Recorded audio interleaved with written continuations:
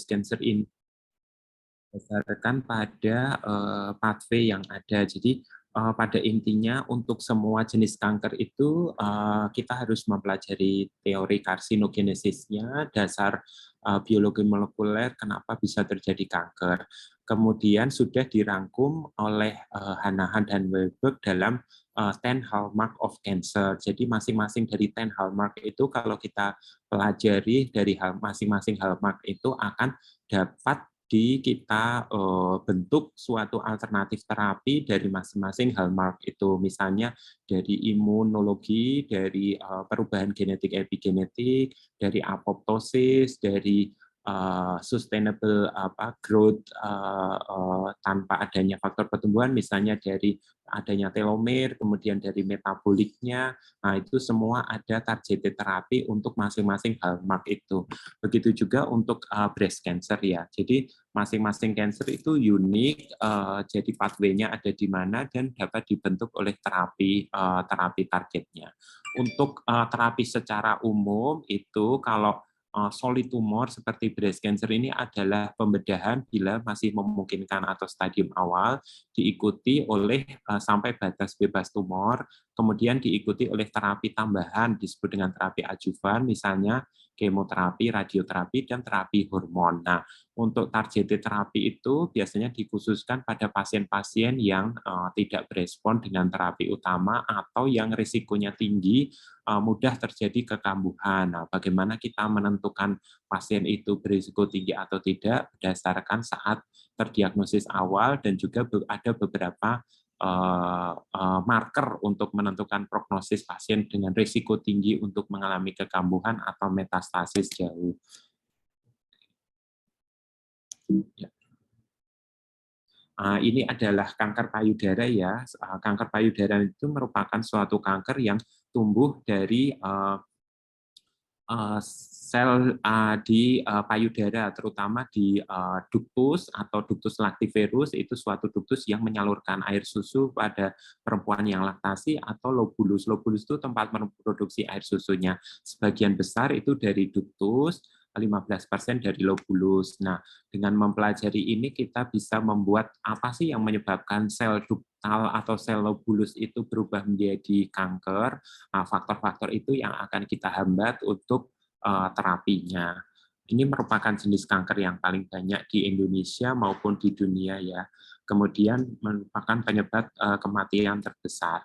Nah, ini untuk jenis-jenis kanker payudara berdasarkan karsinogenesisnya, ini adalah sel ductus yang normal. Bila mengalami paparan karsinogen yang lama termasuk faktor hormonal, ini bisa berubah menjadi mengalami proliferasi yang tadinya seperti ini, masih ada lumennya, bisa dilalui kalau memproduksi air susu, kemudian berproliferasi yang benign atau jinak. Kemudian ini pertumbuhan yang jinak ini bisa mengalami sel-sel epitelnya itu mengalami metaplasi atau atipik perubahan atipik menjadi seperti ini. Kalau ini kan sel-selnya itu masih teratur, tidak intinya tidak prominen, masing-masing dari sel dan intinya itu masih seragam. Nah, ini sudah mengalami metaplasi atau atipikal. Nah, ini sudah berubah, ada pertumbuhan ke lumen tapi tidak menembus dari membrana basalis. Ini disebut dengan ductal carcinoma in situ. Nah, ini pertumbuhannya itu sudah menembus dari membrana basalis sehingga disebut dengan invasif karsinoma atau yang disebut dengan breast cancer. Ini bisa berasal dari ductus atau lobulus. Kemudian ini perubahan dari sel normal menjadi invasif ductal karsinoma atau ini semuanya itu karena akumulasi dari perubahan baik genetik maupun epigenetik. Nah, dengan mengerti perubahan genetik dan epigenetik yang terjadi ini kita akan dapat menentukan terapi targetnya. Beberapa yang sudah diketahui hampir 80% atau 85% pada populasi Asia, breast cancer itu berkembang karena adanya faktor estrogen atau faktor hormonal, maka disebut dengan hormonal positif breast cancer. Sekitar 25% itu tumbuh karena faktor pertumbuhan karena growth factor, yaitu HER2 atau EGFR tipe 2 ya. Ini juga kejadian akumulasi perubahan genetik dan epigenetik itu selain dari faktor pertumbuhan, hormonal reseptor, juga adanya inaktivasi atau kehilangan fungsi dari tumor supresor gen termasuk B53, BRCA1, BRCA2, dan tumor supresor lainnya. Juga dapat menyebabkan genomic instability, ini apabila yang mengalami inaktivasi ini adalah gen-gen yang berperan dalam DNA repair, misalnya BRCA1, BRCA2, atau MLH1, MLH2, kemudian juga PARP atau PARP yang nanti akan kita bahas di bagian akhir ya. Selain itu juga ada overekspresi dari HER2 termasuk sebagai growth factor HER2. Kemudian nanti di bagian lanjut karena tumornya ini berkembang, dia bisa menembus membrana basalis, terjadi suatu mekanisme atau proses seluler disebut EMT atau epithelial to mesenchymal change atau perubahan, sehingga sel epitelnya itu bisa menembus membrana basalis, bahkan menembus pembuluh darah atau pembuluh limfe, sehingga bisa menginvasi atau menyebabkan metastasis. Semua proses perkembangan sel tumor, sel normal menjadi sel tumor itu didukung oleh lingkungan sekitarnya karena perlu pasokan nutrisi, oksigen, dan lain-lain sehingga mendukung pertumbuhannya. Ini adalah teori dari karsinogenesis, mungkin sudah sebagian diterangkan oleh Prof. Teguh ya. Jadi suatu sel normal itu bisa menjadi sel kanker karena ada paparan karsinogen yang terus-menerus. Tahapnya itu ada inisiasi, promosi, dan progresi. Tahap inisiasi dan promosi ini mengubah sel normal menjadi sel yang atipik atau prekancer, kemudian menjadi invasif menembus membrana basalis menjadi sel kanker. Ini karena adanya paparan karsinogen yang menyebabkan mutasi, perubahan epigenetik, kemudian penyesuaian dengan imun respon tubuh sehingga sel-selnya tidak diserang atau tidak dimatikan oleh imun tubuh. Kemudian selnya ini terus berevolusi sehingga dia mendapatkan manfaat, yaitu tetap bisa hidup, mendapatkan suplai darah, tidak dikenali oleh sistem imun tubuh. Bila ini berkembang, karsinogennya terus berkembang, faktor-faktor lain terus mendukung, termasuk faktor lingkungan di sekitarnya, dia akan bisa bertransformasi menjadi sel kanker. Sehingga proses inilah yang disebut dengan karsinogenesis. Biasanya proses ini berlangsung lama dan bertahap, tidak dalam sekali seminggu, 2 minggu langsung terjadi ya.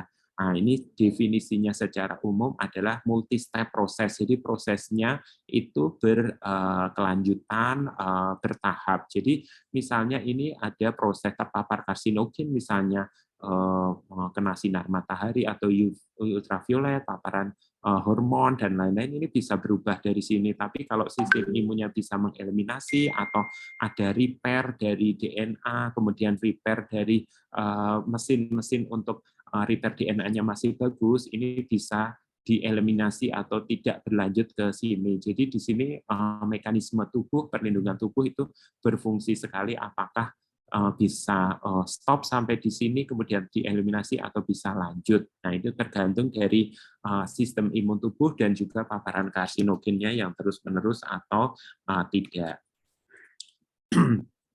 Ini karena berbagai banyak faktor yang menyebabkan transformasi sel normal menjadi sel kanker, itu perubahan-perubahannya ini akan dirangkum menjadi 10 hallmark of cancer. Masing-masing dari hallmark ini dapat dibentuk suatu terapi yang secara khusus sehingga dapat kita gunakan sebagai terapi target. Misalnya evading growth suppression di sini adalah third atau telomer itu berperan penting. Nah, nanti ada terapi khusus untuk telomerasenya.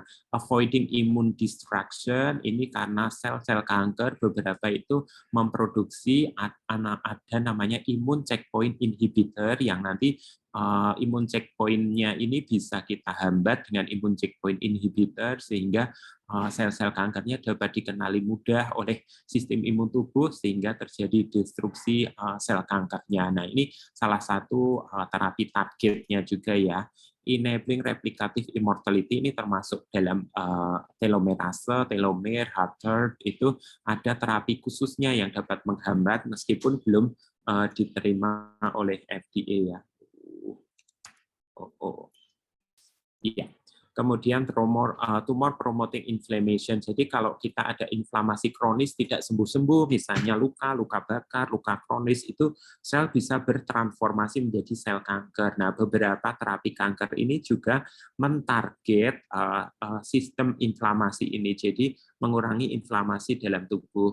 Bahkan misalnya obat-obat yang berperan dalam antiinflamasi itu bisa digunakan untuk mencegah beberapa kanker. Misalnya inflamasi kronis di mukosa usus karena diet kita yang kurang bagus, diet tinggi lemak, itu merupakan faktor risiko terjadinya colorectal cancer. Pasien-pasien yang diberi antiinflamasi dosis rendah pada pasien yang berisiko tinggi itu bisa menurunkan risiko kanker. Nah, itu contoh aplikasinya. Atau misalnya metformin pada pasien dengan obesitas itu bisa mencegah terjadinya inflamasi kronis sehingga menurunkan risiko terjadinya kanker.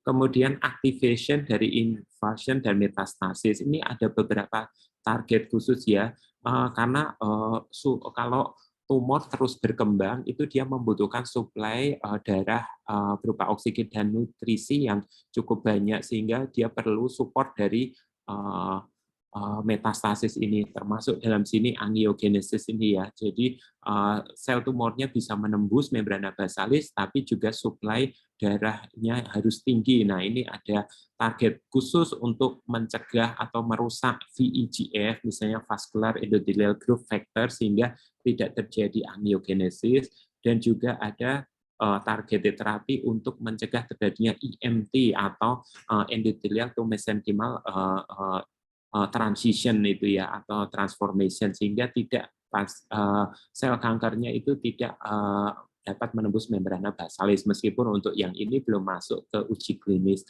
Genome instability dan mutation, kalau ada kelainan atau mutasi pada DNA repair gene ya, terutama misalnya MLH1, MSH, BRCA1 dan 2, itu menyebabkan sel-sel yang terkena paparan karsinogen itu tidak dapat di-repair sehingga ada genome instability. Nah, sekarang ada terapi khusus untuk mentarget genome instability ini, justru DNA repair yang masih berfungsi dihambat sekaligus. Nah, itu rentan pada sel kanker dengan mutasi somatik, malah sel kankernya itu kerusakan DNA-nya makin tinggi dan bisa diapoptosis oleh tubuh. Nah, ini modifikasi terapi target yang baru.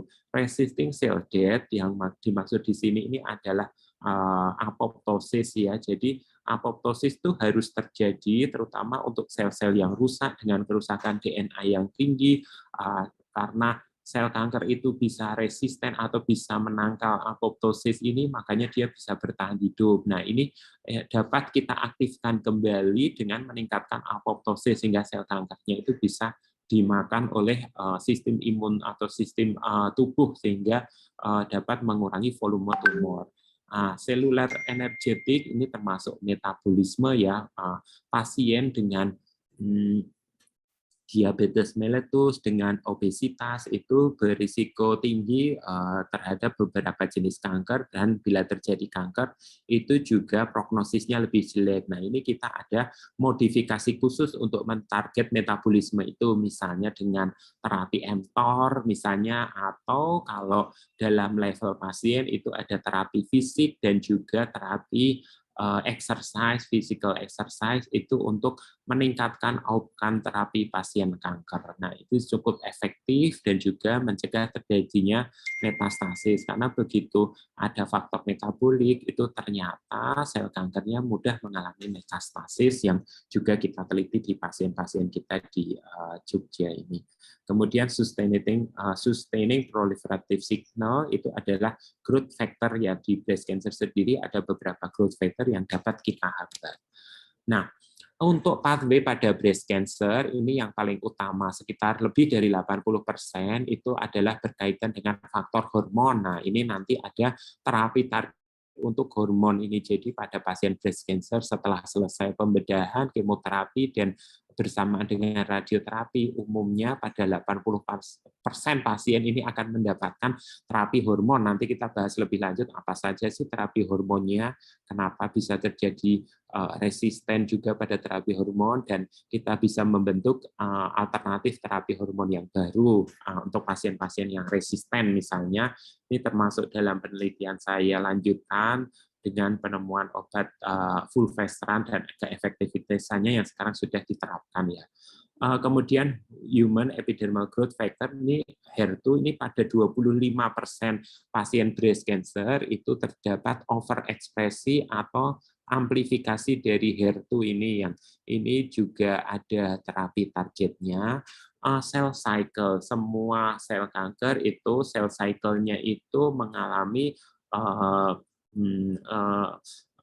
gangguan pengecekan ya. Jadi di cell cycle itu sudah mekanisme tubuh sendiri. Apabila sel akan membelah itu akan dicek apakah DNA-nya itu sudah terkopi dengan sempurna dari sel induknya atau belum. Nah, pada sel kanker ini harusnya karena mutasinya banyak itu ada suatu mekanisme yang dapat menghindari dari checkpoint pada pembelahan sel, disebut cell cycle checkpoint. Nah, ini ada penghambatan khusus namanya CDK inhibitor diterapkan pada pasien breast cancer dengan ER positif, HER2 negatif. Nah, saat ini sudah menjadi terapi utama meskipun masih perlu ditingkatkan keefektivitasannya. Kemudian DNA repair pathway ini cukup terkenal ya, beberapa kanker payudara itu berkaitan dengan familial karena adanya defect mutasi atau germline mutation pada BRCA1 dan 2. Ini contohnya yang artis terkenal Angelina Jolie karena tantenya ibunya meninggal karena breast cancer dan ovarian cancer, kemudian dia mengecek ternyata dia mengalami mutasi germline BRCA1 dan 2, kemudian dia melakukan mastektomi prevention untuk breast cancer sehingga risiko terjadi breast cancer-nya lebih rendah. Nah, ini ternyata kalau pada pasien dengan BRCA1/2 yang sudah menderita atau mengalami breast cancer, ini ada terapi khusus yang mentarget BRCA1/2 melalui penghambatan PARP1 inhibitor.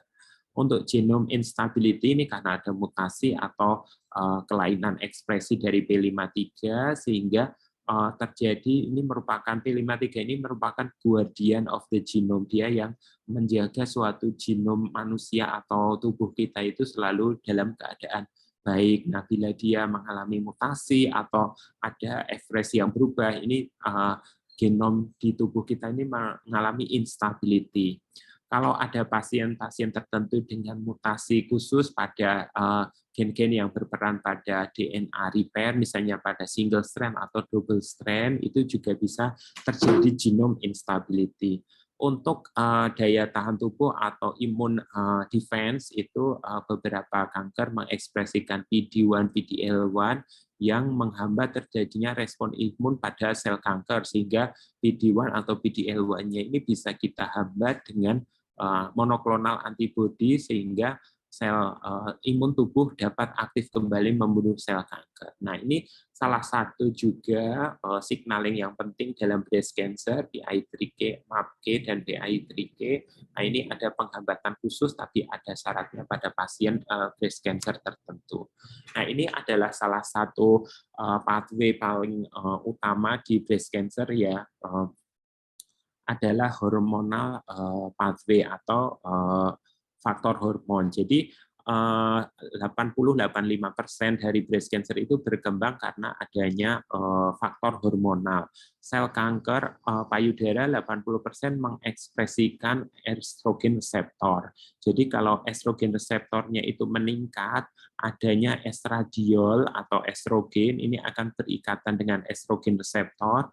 Ikatan ini menyebabkan dia aktif sehingga masuk ke inti sel, dia berikatan dengan merekrut transcriptional factor seperti P160, CBP, sehingga gen-gennya akan aktif ya, estrogen reseptor merekrut transcriptional activator, dia berikatan dengan IRI, estrogen receptor element, mengaktifkan sintesis protein-protein yang berperan dalam pembelahan sel. Nah, ini karena ER-nya berkaitan dengan estradiol dan mengaktifkan transkripsi di sini, makanya terjadi produksi sel-sel yang berperan dalam pembelahan sel. ER target gene transcription ini termasuk semua protein-protein yang berperan dalam pembelahan sel. Jadi bila ER-nya aktif, ada estradiol, itu selnya akan terus memproduksi protein-protein yang berperan dalam pembelahan sel. Makanya sel-sel tumornya akan terus membelah dan menyebabkan terjadinya kanker dan bisa bermetastasis. Meskipun demikian, yang mengaktifkan estrogen reseptor 11 ini juga ada interaksi dengan pathway lain, misalnya pada growth factor atau insulin growth factor reseptor.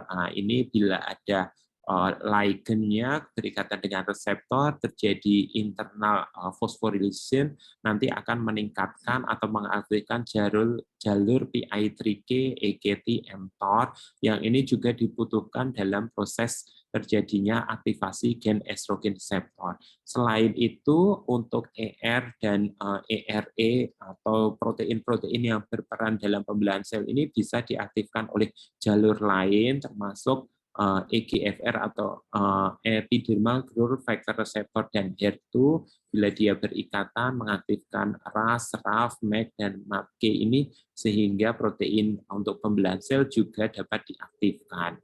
Jadi aktivasi protein-protein yang berperan dalam pembelahan sel di breast cancer itu bisa diaktifkan oleh faktor hormonal, faktor dari growth factor EGFR, juga growth factor insulin growth factor. Masing-masing dari pathway ini ada teknik penghambatannya tergantung dari pasien atau penderita breast cancer sendiri, mana yang aktif, ER-nya yang aktif, EGFR-nya atau HER2-nya yang aktif atau mengalami upregulasi atau amplifikasi atau IGFR-nya. Jadi masing-masing ada terapi targetnya. Ini contohnya estrogen reseptor ya, ER-nya itu berada di luar membran sel. Bila ada estrogen, nanti dia akan mengalami dimerisasi, mengaktifkan protein di bawahnya, sehingga ER yang terfosforilasi ini bisa masuk ke dalam inti sel, merekrut protein-protein yang berperan dalam transkripsi sel-sel, protein-protein yang berperan dalam pembelahan sel. Nah, ini contohnya sehingga selnya akan terus mengalami pembelahan, terdapat interaksi dengan jaras lain atau pathway lain termasuk growth factor atau EGFR yang mengaktifkan MAPK nanti bisa mengaktifkan estrogen reseptornya. Nah, ini penting dipahami karena ada interaksi dengan pathway lain. Jadi kalau yang dihambat cuma ER-nya saja, tapi di growth factornya tidak dihambat, masih ada pengaktifan dari jalur ER positif breast cancer ini. Estrogen reseptor pada kanker payudara ini dapat dihambat oleh beberapa obat. Nah, ini termasuk dalam targeted terapi, misalnya tamoxifen, aromatase inhibitor, atau fulvestrant. Masing-masing mempunyai titik tangkap yang berbeda. Untuk tamoxifen ini fungsinya adalah menghambat atau berikatan dengan estrogen reseptor. Nah, ini tamoxifen, ini estrogen reseptornya. Tamoxifen akan berikatan dengan estrogen reseptor, sehingga estrogen reseptornya ini tidak berikatan dengan estradiol lagi. Makanya ini tidak aktif karena dia lebih senang berikatan dengan tamoxifen. Nah, ini merupakan salah satu teknik penghambatan. Makanya estradiolnya tetap melayang-layang tapi tidak berikatan dengan estrogen reseptor sehingga tidak mengaktifkan protein-protein yang berperan dalam pembelahan sel. Teknik yang kedua, ini tamoxifen ini biasanya diberikan pada pasien-pasien yang baik itu premenopause maupun postmenopause, dua-duanya efektif ya karena dia berikatannya dengan estrogen reseptor. Pada pasien yang sudah berhenti menstruasi atau menopause, estrogen atau estradiol itu tidak disintesis oleh ovarium lagi, karena kalau sudah berhenti menstruasi kan ovariumnya sudah tidak aktif, makanya estrogen ovariumnya sudah tidak aktif, tetapi ternyata wanita yang postmenopause itu bisa membuat estradiol atau estrogen lagi, yaitu dari lemak-lemak yang ada di tubuh mereka terutama lemak bawah kulit melalui enzim yang disebut aromatase. Jadi dia mengubah lemak di bawah kulit itu menjadi estradiol. Makanya pada pasien yang postmenopause meskipun ovariumnya sudah tidak aktif, ternyata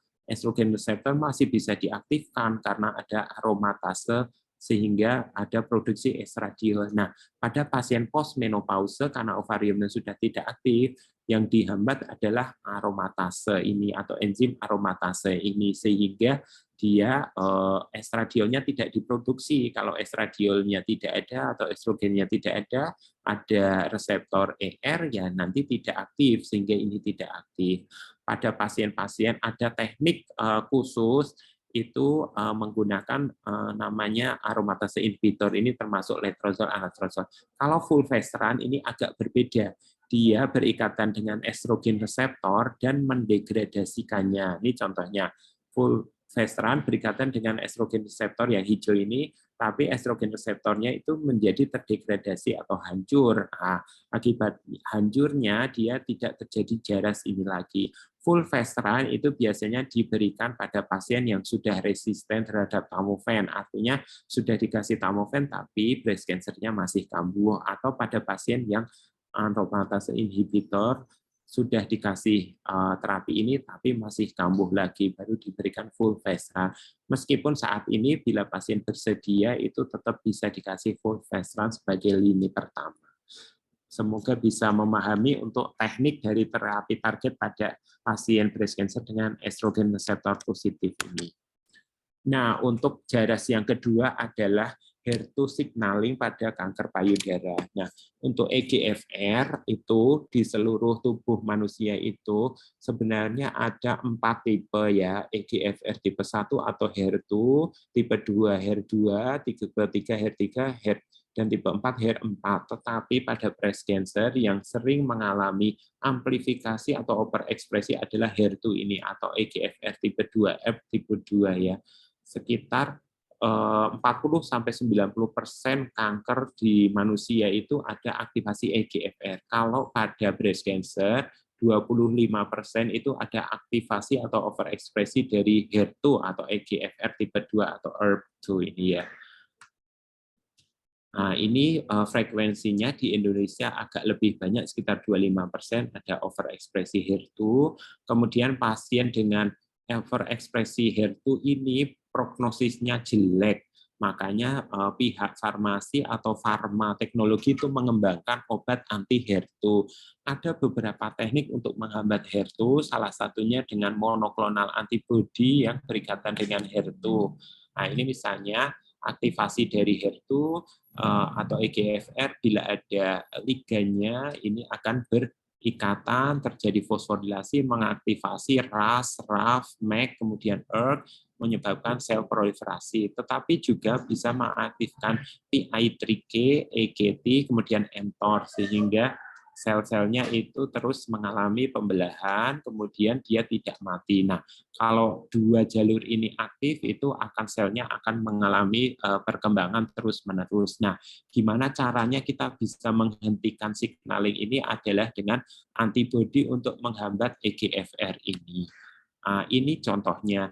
Bila ini adalah EGFR atau HER2, ini akan aktif bila ada growth hormone yang berikatan, kemudian mengalami dimerisasi, duanya mendekat, terjadi fosforilasi di ujung yang ada di sitoplasma atau sitoplasmic site. Ini di luar sitoplasma, transmembran, sitoplasmik ya. Nah, kalau terjadi fosforilasi itu terjadi aktivasi RAS, MAP, RAS, RAF, MAP dan MAP-CUK, juga aktivasi PIK3CA, EKT, RAS juga mengaktifkan BRAF dan MEK.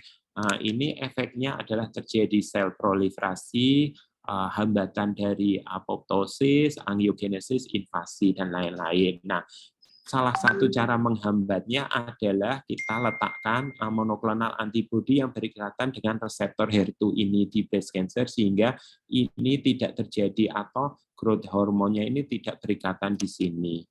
Ini contohnya ya. Jadi ini monoklonal antibody-nya nanti mengikat dari EGFR ini sehingga growth factor-nya tidak bisa berikatan di sini. Terdapat beberapa monoklonal antibodi yang dapat digunakan untuk menghambat EGFR ini. Contohnya adalah ini cetuximab, panitumab, nimotuzumab, matuzumab, GA201. Kalau kita mampu, kita bisa membuat monoklonal antibodi yang berikatan dengan ini.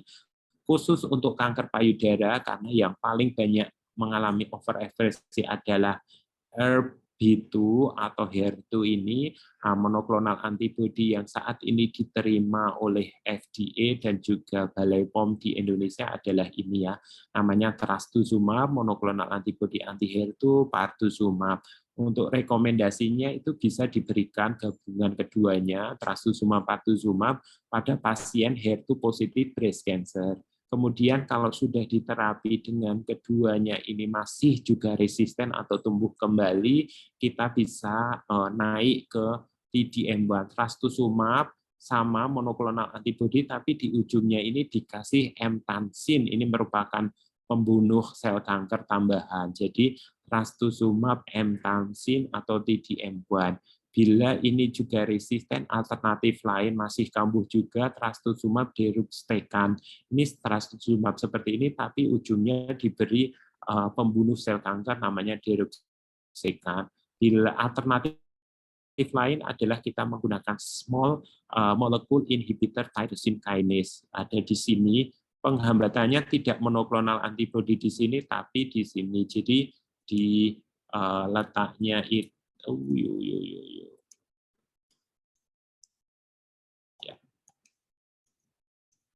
yang dihambat untuk lapatinib itu adalah yang letaknya di sini. Jadi fosforilasi di sini itu tidak terjadi karena tempat fosforilasinya ditempati oleh lapatinib ini. Ya, jadi tempatnya adalah di sini yang dihambat. Ini yang dilakukan oleh gefitinib, erlotinib, dan lain-lain. Kalau yang di breast cancer yang digunakan adalah apatinib atau tucatinib. Jadi ini fungsinya tidak di monoklonal antibody sini, tapi letaknya adalah di sini. Untuk cell cycle di breast cancer, jadi pembelahan sel di breast cancer itu diatur tadi kan oleh estrogen reseptor, juga growth hormone, misalnya HER2, juga insulin growth factor, yang menyebabkan terjadinya pembelahan sel. Pembelahan sel itu sendiri sebenarnya ada checkpoint-nya atau untuk mengecek. Jadi bila ada signal pertumbuhan nanti sel itu sebenarnya akan beristirahat berada di G ya. Bila ada signal pertumbuhan nanti akan masuk ke mulai cell cycle, dimulai dari G, kemudian S, baru M atau mitosis ya. Nah, jadi seperti ini. G1 sebenarnya hampir semua sel itu ada di sini ya kalau kita sudah dewasa, kecuali masih embrio atau masih anak-anak yang dalam proses tumbuh kembangnya. Termasuk sel-sel epitel payudara itu semuanya ada di sini, kecuali ada kerusakan baru diganti. Nah, karena ada signal pertumbuhan, G ini akan masuk ke suatu fase namanya cell growth. Bila cell growth ini akan terjadi pertumbuhan, mesin-mesin untuk pembelahan sel akan disintesis. Nah, ini bila sudah dicek di sini memang perlu pembelahan, baru masuk ke S. Di S ini ada DNA sintesis, jadi DNA-nya itu dikopi dari sel induknya ke sel anakannya. Bila sudah dikopi dan semuanya itu dengan tingkat fidelity yang tinggi, artinya harus sama persis dengan DNA induknya, itu baru bisa masuk ke G2. Bila tidak, ini akan tetap berada di sini, kemudian selnya akan mandek. Bila sampai di G2, ini semuanya sudah terkopi dengan baik, siap untuk pembelahan, baru masuk ke M atau mitosis. Nah, mitosis ini yang ada tahapannya yang kita pelajari di biologi itu ada anafase, dan telofase, dan sebagainya. Jadi kromosom-kromosomnya itu terbentuk, daughternya kemudian berada di tengah, kemudian dipisahkan, kemudian selnya baru membelah. Nah, sebelum tahap dari mitosis ini ada tahapan-tahapan seperti ini, dan masing-masing itu ada checkpoint-nya. Misalnya G1 checkpoint itu untuk restriksi, hanya mereka yang memang butuh membelah saja yang dapat ke tahap selanjutnya. DS ini juga ada G2 checkpoint. Nah, ini sudah DNA-nya sudah sama persis belum? Di M juga ini ada M checkpoint. Nah, masing-masing ini diatur sangat ketat. Tapi bila ada kegagalan dalam pengaturan ini, inilah yang menyebabkan terjadinya kanker. Kanker bisa menghindari checkpoint ini. Meskipun DNA-nya yang mutasi-mutasi itu masih tercopy ke DNA anakannya, dia bisa melewati checkpoint-checkpoint ini. Yang mengatur pembelahan sel pada kanker payudara itu estrogen, HER2, dan oncogenic pathway lainnya yang mempengaruhi pembelahan sel. Kemudian salah satunya estrogen juga mempengaruhi atau mengatur sel cycle melalui ikatan estrogen dengan estradiol, dimerisasi, aktivasi estrogen, kemudian estrogen elemen untuk menginduksi sel cycle. HER2 juga ya melalui reseptornya mengaktifkan MAP K, RAS, RAF, PI3K, dan mTOR, kemudian RAS signalingnya melalui BRAF. Nah, ini adalah gimana kita bisa menghambatnya. Jadi yang mempengaruhi sel cycle ini kan di masing-masing ada checkpoint-nya. Salah satu checkpoint yang berperan penting adalah RB1 dengan E2F ini. Bila RB1 berikatan dengan E2F itu nanti ada mekanismenya. Namanya CDK atau CDK-nya itu ada CDK2, CDK4, CDK6 ya. Jadi di sini untuk cell cycle checkpoint itu ada beberapa. Ada CDK4, 6, CDK2. Nah, ini berinteraksi dengan protein-protein lain. Misalnya CDK itu berkaitan dengan siklin E ini yang mempengaruhi cell cycle checkpoint di sini. Atau CDK4 dan CDK4 atau 6 ini berkaitan dengan siklin D. Semuanya itu ikatannya itu dipengaruhi oleh RB atau retinoblastoma protein. Jadi RB itu berikatan dengan E2F bila dia berforfolisasi atau tidak terforfolisasi. Bila E2F ini merupakan transkripsional aktivator, biasanya berikatan dengan RB yang tidak terfosforilasi. Tapi bila RB-nya ini terfosforilasi karena ada aktivasi dari CDK2 dengan siklin, ini menyebabkan RB-nya atau retinoblastoma protein ini berpisah dengan E2F. E2F yang sendirian inilah yang nanti karena ini transcriptional activator ini yang memacu terjadinya pembelahan sel. Hal itu juga terjadi pada CDK4 dan 6 ini ya. Bila dia itu berikatan, terjadi fosforilasi menyebabkan fosforilasi RB, E2F-nya akan dilepaskan dan dia menyebabkan cell cycle. Nah, untuk aktivasi dari CDK4 atau CDK2 ini bisa diaktifkan atau di fosforilasi ini bisa terjadi itu dari jaras estrogen maupun growth factor ya. Estrogen yang berkaitan dengan ER atau estrogen reseptor itu nanti mempengaruhi protein-protein yang ada dalam pembelahan sel termasuk CDK4/6 siklin D interaction ini. Begitu juga dengan growth factor atau HER2 nanti mengaktifkan melalui MAPK atau PI3K juga mempengaruhi cell cycle checkpoint ini CDK4/6 ini. Bila ini aktif, CDK4/6 berkaitan dengan siklin D ini merangsang terjadinya fosforilasi RB sehingga E2F-nya pisah dan E2F-nya mengaktifkan cell cycle. Salah satu cara menghambat cell cycle ini biar ini tidak jalan CDK4/6 ini adalah menghambat estrogennya juga menghambat CDK4/6-nya ini. Estrogen dihambat oleh anti hormonal misalnya yang tadi kita diskusikan tamoxifen, aromatase inhibitor, fulvestrant. CDK4/6 ini juga bisa kita hambat dengan CDK4/6 inhibitor yang tersedia saat ini adalah palbociclib, ribociclib, abemaciclib. Syaratnya bisa terjadi penghambatan ini adalah apabila tidak ada growth factor-nya. Jadi hanya pada pasien yang dapat diterapi oleh gabungan estrogen reseptor dan CDK4/6 inhibitor ini adalah pasien yang ER positif tapi HER2-nya negatif. Nah, ini boleh kita berikan antihormonal dan CDK4/6 inhibitor. Nah, ini adalah subklasifikasi kanker payudara, diklasifikasikan berdasarkan hasil microarray yang pertama kali diterbitkan oleh Peru et al. Di jurnal yang publish di Nature dan NEJM ya. Ini diklasifikasikan menjadi luminal A, luminal B, kemudian basal cell atau lebih cenderung triple negatif atau HER2 positif. Berdasarkan subklasifikasi inilah yang menentukan terapi target yang dapat kita berikan pada kanker payudara.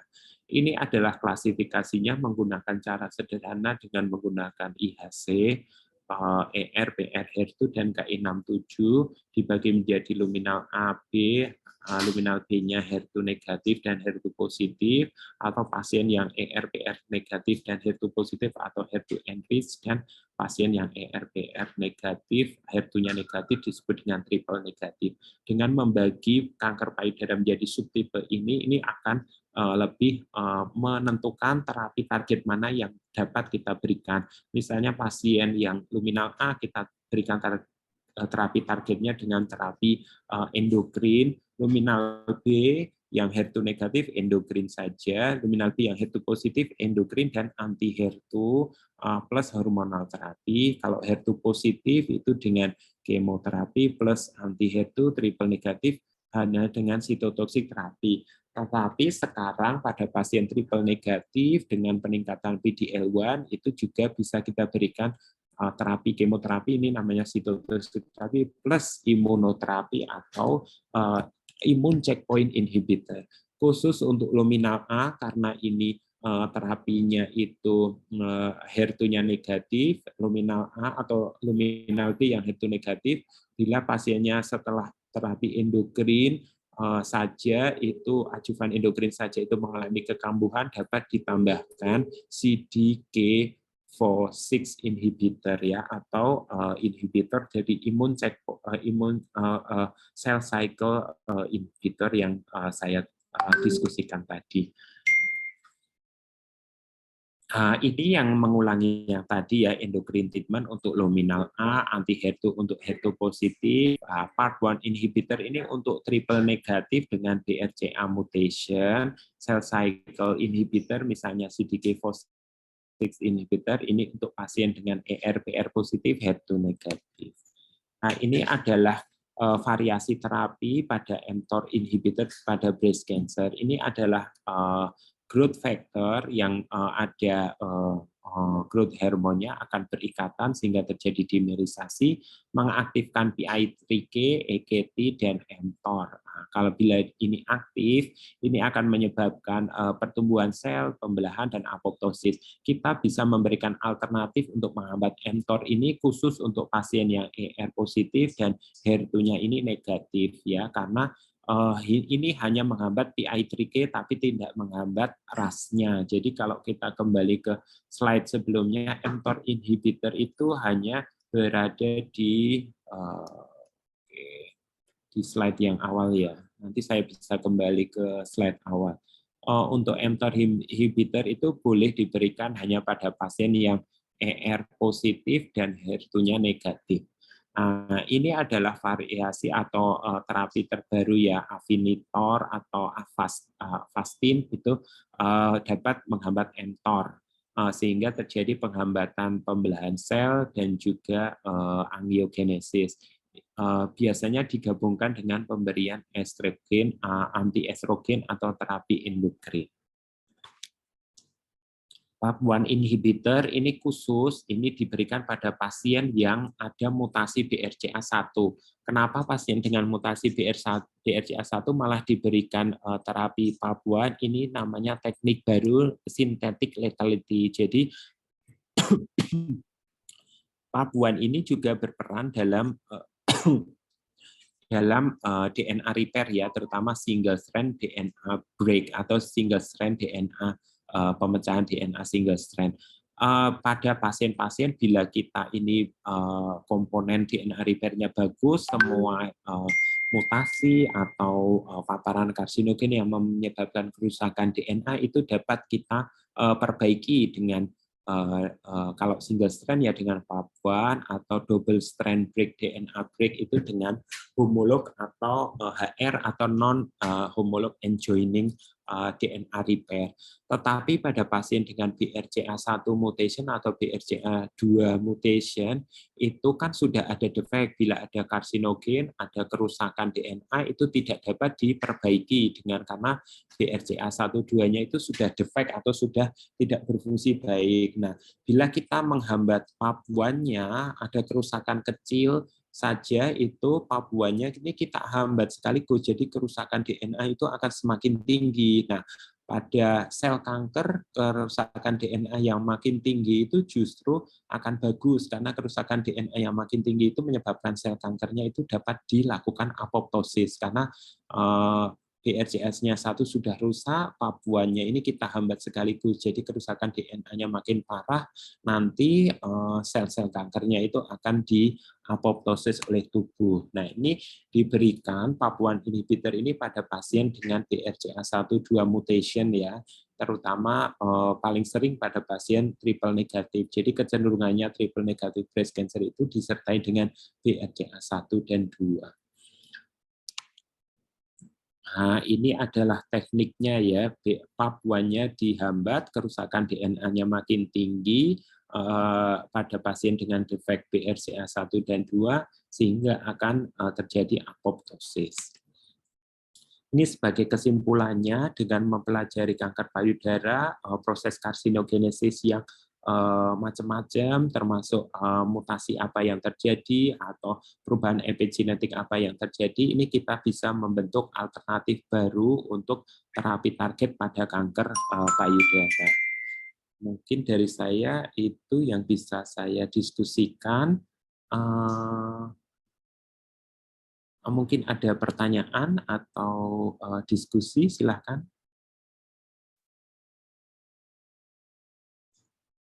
Dari teman-teman. Atau ada yang kurang jelas atau tidak jelas, bisa ya kita ini kan diskusikan. Dokter mohon izin bertanya, Dok. Ya, silakan. Mohon arahan, Dok, mungkin ada pemahaman saya yang kurang tepat. Kalau nggak salah yang triple negatif breast cancer itu kan nggak ada estrogen reseptor, progesteron reseptor, dan HER2 reseptor ya, Dok. Tadi kan sudah terkait dengan mekanisme estrogen reseptor bagaimana sampai ke breast cancer dan HER2. Untuk progesteron itu bagaimana ya, Dok? Mengingat banyak pertanyaan terkait kontrasepsi, Dok. Kontrasepsi yang kan terkait resiko malignansi dari kontrasepsi itu banyak pertanyaan di sana gitu, Dok. Mungkin mohon asupan, Dokter. Terima kasih. Oke, ya. Untuk pertama itu triple negatif ya, triple negatif breast cancer itu artinya ER-nya atau estrogen reseptornya itu tidak ada atau tidak ekspresinya tidak meningkat, progesteron reseptornya itu juga tidak meningkat, dan HER2-nya tidak meningkat. Nah, berarti pada pasien dengan triple negatif breast cancer dia tumbuh dan berkembangnya atau pembelahan selnya itu ada faktor-faktor lain di luar faktor hormonal dan faktor HER2 atau growth factor ini. Nah, salah satunya itu adalah mutasi yang berlebihan.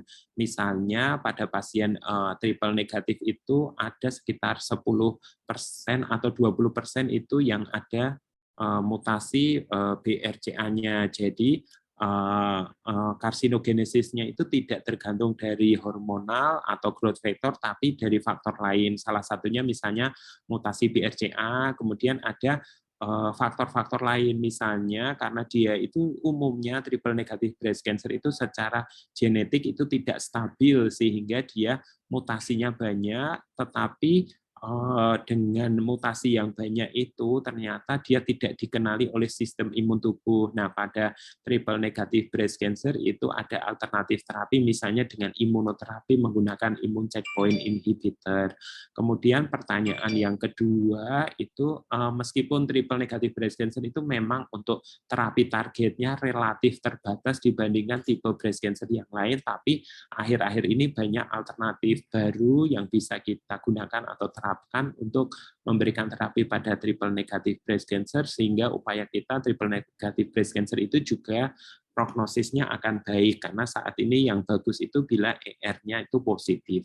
Kemudian untuk penggunaan kontrasepsi pada pasien kanker payudara, memang penggunaan kontrasepsi, terutama kontrasepsi hormonal, itu tidak secara signifikan meningkatkan risiko pasien mengalami kanker payudara. Jadi tetap dibolehkan menggunakan kontrasepsi hormonal seperti pil dan suntik pada wanita, karena tidak meningkatkan secara signifikan terjadinya kanker payudara. Tetapi pada pasien yang sudah mengalami kanker payudara, terutama yang ER/PR positif, itu kita sarankan untuk tidak menggunakan kontrasepsi hormonal. Jadi kontrasepsinya diganti dengan kontrasepsi teknik lain, misalnya dengan IUD atau spiral ya.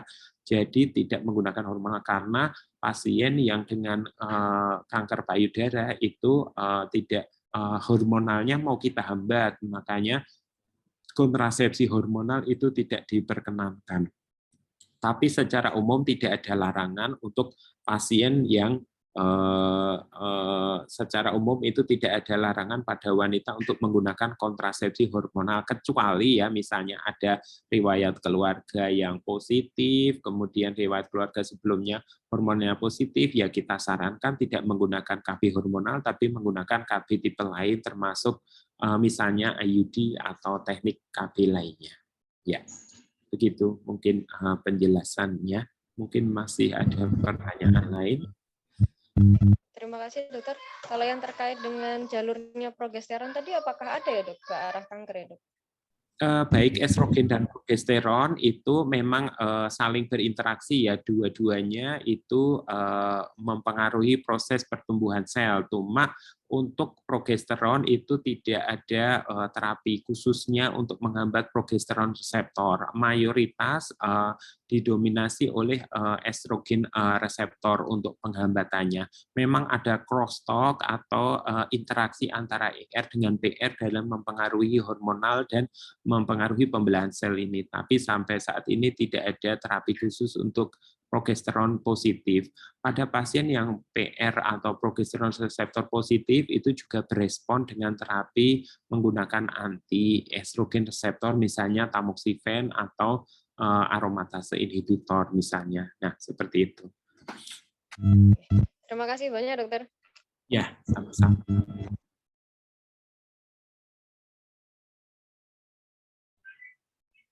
Mungkin masih ada diskusi atau pertanyaan lebih lanjut dari diskusi kita pagi ini. Mohon izin bertanya, dok. Ya, berdasarkan pengalaman dokter menangani kasus breast cancer menika, untuk fenotip breast cancer berdasarkan hasil PA-nya, tadi di depan ada komedogenik segala macam, dibandingkan dengan hasil penandanya atau biomarkernya itu, apakah setiap fenotip atau jenis yang berbeda itu penandanya itu juga atau biomarker yang tampak itu akan berbeda, atau sama sekali sebenarnya semua jenis itu nanti prosedur pemeriksaannya sama atau pribon? Ya, terima kasih atas pertanyaannya. Jadi memang untuk penanganan pada kanker payudara ini, pertama itu kita cek histologinya ya, kemudian histologi atau histopatologinya itu memang hasilnya bermacam-macam.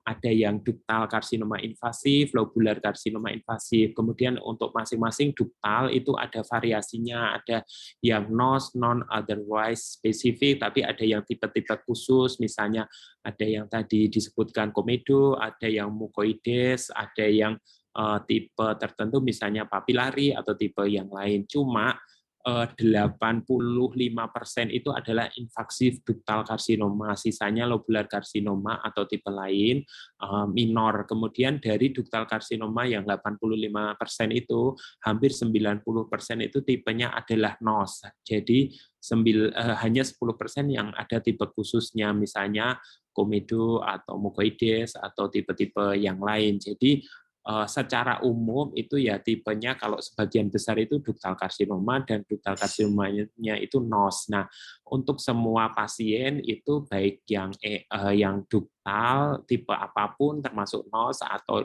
lobular itu tetap sesuai prosedur, kita tetap cek untuk ER, PR, HER2 dan Ki67 sebagai biomarker minimal untuk menentukan terapi selanjutnya.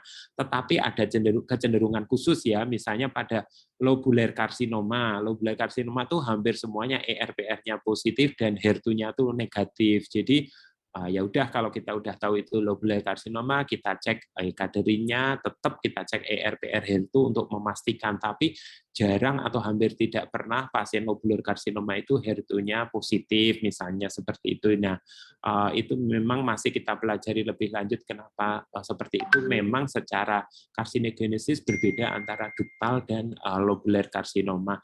Untuk ductal karsinoma itu memang tidak ada tipe khusus ya, jadi yang NOS, yang komedo, yang mukoides itu kecenderungannya bisa ER negatif, bisa positif, tapi bisa HER2-nya positif. Kecuali ada kecenderungan khusus, misalnya ductal karsinoma tipe mukoides. Tipe mukoides itu artinya selnya itu sedikit, tapi di dalamnya itu seperti ada kolam-kolam koloid atau mukoid ya.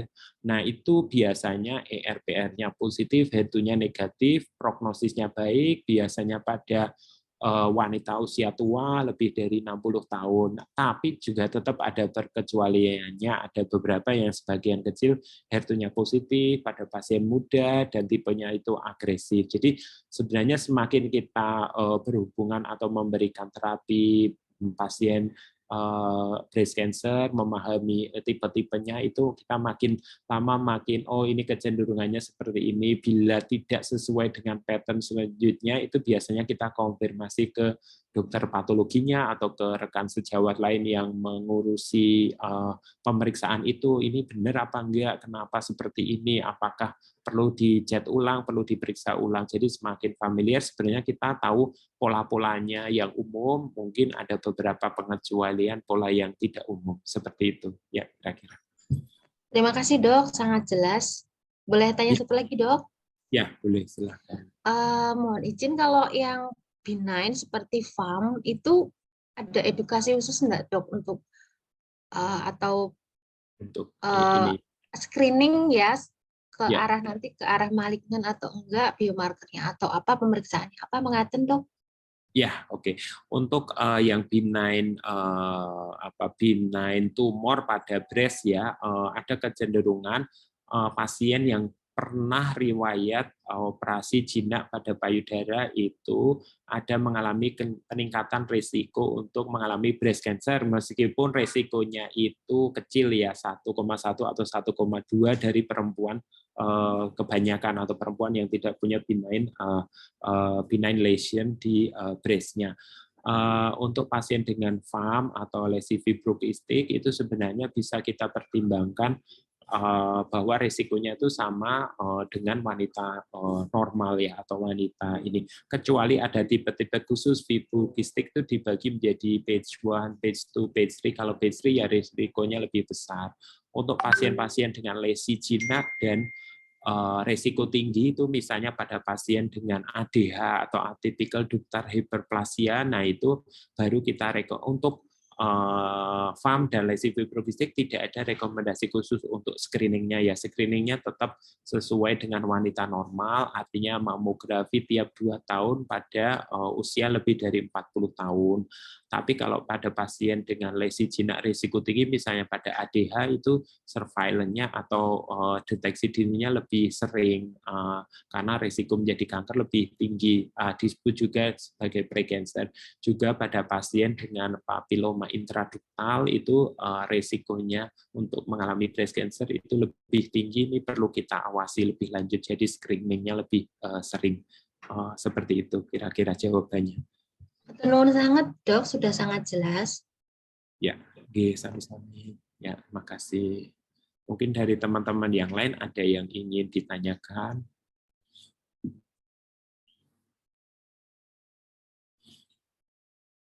Oke, bila tidak atau bila masih ada yang ditanyakan nanti bisa ada perwakilannya ya bisa menghubungi saya, tetapi bila tidak nanti pertanyaan bisa disimpan dan disampaikan ya. Bila tidak mungkin bisa saya cukupkan sekian dulu untuk sementara dari kuliah atau diskusi yang kita lakukan ini nggih. Mas Dok. Ya, nanti kalau masih ada pertanyaan lanjut bisa dikemukakan ke perwakilannya ya. Baik, terima kasih banyak atas perhatiannya. Semoga untuk kuliahnya ini bisa menambah wawasan atau ide baru penelitian atau pun juga mempunyai wawasan baru dalam breast cancer, karsinogenesisnya, kemudian kenapa kita harus memahami 10 hallmark dalam cancer atau juga breast cancer, kemudian terapi-terapi yang kita berikan, itu semuanya berdasarkan pemahaman kita di tingkat seluler atau tingkat genetik seperti itu. Nah, dengan memahami seperti itu kita bisa memberikan rekomendasi terapi yang lebih baik kepada pasien. Nah, seperti itu. Baik, terima kasih banyak atas perhatiannya. Saya cukupkan sekian. Assalamualaikum warahmatullahi wabarakatuh. Waalaikumsalam warahmatullahi wabarakatuh. Terima kasih, Dok. Terima kasih, Dokter. Terima kasih, Dok.